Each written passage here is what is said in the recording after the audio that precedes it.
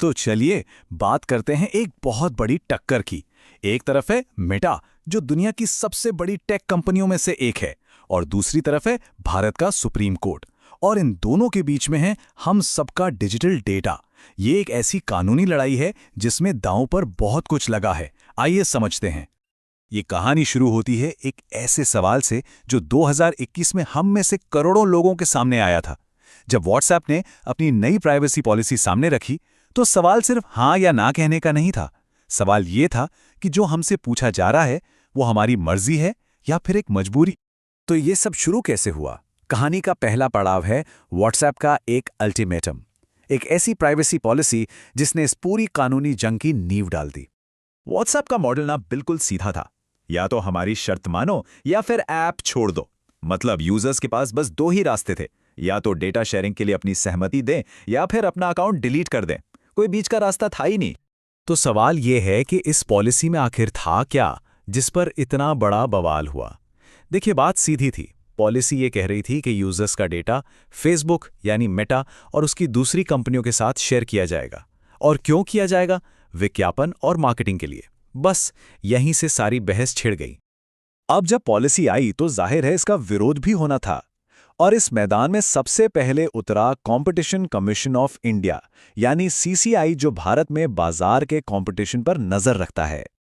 CCI ने कहा कि यह पॉलिसी एंटी कॉम्पिटिटिव है। अब इसका मतलब क्या है? आसान भाषा में समझे तो जब कोई बहुत बड़ी कंपनी अपनी ताकत का गलत इस्तेमाल करके ग्राहकों पर ऐसी शर्तें थोपती हैं जो ठीक नहीं है, तो इससे बाजार में बाकी कंपनियों के लिए मुकाबला करना मुश्किल हो जाता है और ग्राहकों के पास विकल्प भी कम हो जाते हैं। और सीसीआई ने सिर्फ कहा नहीं, बल्कि एक बड़ा कदम भी उठाया। मेटा पर लगा पूरे 213.14 करोड़ रुपए का जुर्माना। ये एक बहुत साफ मैसेज था कि इस मामले को हल्के में नहीं लिया जा रहा है। लेकिन कहानी यहीं नहीं रुकी। मेटा ने इस फैसले को चैलेंज किया, पर एक और बड़ी अदालत एनसीएलएटी ने भी सीसीआई की बात को सही ठहराया। मतलब मेटा के खिलाफ केस और भी पक्का हो गया। और फिर ये मामला पहुंचता है देश की सबसे बड़ी अदालत में, सुप्रीम कोर्ट। और यहां से इस कहानी का सबसे दिलचस्प मोड़ शुरू होता है। कोर्ट ने इस पूरी पॉलिसी पर 4 बड़ी चिंताएं जताईं। ये 4 चिंताएं क्या थीं? पहली, कमर्शियल एक्सप्लॉयटेशन यानी व्यापारिक शोषण। दूसरी, बाजार में अपनी ताकत का गलत इस्तेमाल। तीसरी, लोगों की प्राइवेसी पर हमला। और चौथी, पॉलिसी की भाषा जो किसी को समझ ही ना आए। चलिए एक एक करके इनको समझते हैं। तो पहली बात, कमर्शियल एक्सप्लॉयटेशन। कोर्ट ने कहा कि मेटा लोगों के डेटा को एनालाइज करता है, उनके बिहेवियर को समझता है और फिर इस जानकारी का इस्तेमाल अपने दूसरे प्लेटफॉर्म्स पर एडवर्टाइजिंग में फायदा उठाने के लिए करता है। मतलब सीधे सीधे व्यापारिक फायदा। दूसरी चिंता थी अपनी बड़ी पहुंच का गलत इस्तेमाल। देखिए, भारत में व्हाट्सएप के करोड़ों यूजर्स हैं, है ना? तो कंपनी ने इसी ताकत का इस्तेमाल करके लोगों पर ऐसी शर्तें थोपी जो ठीक नहीं थी। ये उन लोगों के साथ एक तरह का भेदभाव था जो अपना डेटा शेयर नहीं करना चाहते थे। और तीसरी और शायद सबसे जरूरी चिंता थी प्राइवेसी। कोर्ट ने साफ साफ कहा कि जब इतना सारा डेटा फेसबुक और उसकी दूसरी कंपनियों के साथ शेयर किया जाएगा, तो ये लोगों के निजता के मौलिक अधिकार को कमजोर करता है। और चौथी बात, पॉलिसी की भाषा। सुप्रीम कोर्ट ने तो यहां तक कहा कि इसकी भाषा इतनी ज्यादा मुश्किल और गोलमोल है कि कोई आम इंसान उसे समझ ही नहीं सकता। तो फिर सच्ची सहमति की बात ही कहां से आई? अच्छा, तो ये लड़ाई सिर्फ व्हाट्सएप और कोर्ट के बीच की नहीं है। इसे समझने के लिए हमें भारत में डेटा अधिकारों के पूरे सफर को देखना होगा, क्योंकि इसी ने तो इस लड़ाई की जमीन तैयार की है। इस सफर में कुछ बहुत बड़े मील के पत्थर हैं। 2017 में पुट्टास्वामी जजमेंट आया, जिसने कहा कि प्राइवेसी एक मौलिक अधिकार है।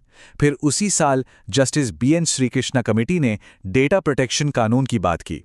और सालों के इंतजार के बाद 2023 में जाकर digital personal data protection act यानी डीपीडीपी कानून पास हुआ। लेकिन कहानी में एक और पेंच है। इस नए कानून के होने के बावजूद सुप्रीम कोर्ट ने एक बहुत जरूरी बात उठाई। उन्होंने कहा कि डीपीडीपी एक्ट में डेटा रेंट शेयरिंग पर कुछ भी साफ नहीं है। मतलब जब कंपनियां हमारे डेटा से पैसा कमाती हैं, तो उस कमाई में हमारा क्या हिस्सा होगा? ये एक बहुत बड़ा सवाल है जो अभी भी बाकी है। तो अब आगे क्या होगा?